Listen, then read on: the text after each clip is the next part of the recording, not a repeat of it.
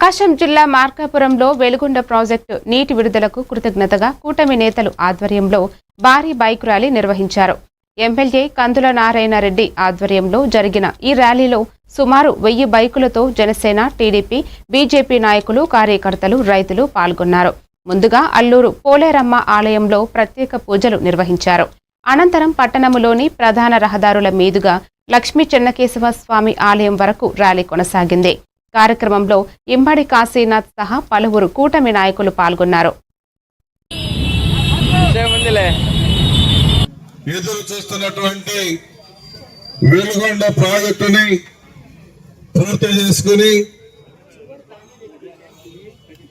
జాతికి అంకితం చేసే విధంగా జలహారతి కార్యక్రమాన్ని మన ప్రియతమ ముఖ్యమంత్రి నారా చంద్రబాబు నాయుడు గారి చేతుల మీదుగా ఆ కార్యక్రమాన్ని నిర్వర్తిస్తా ఉన్నాం.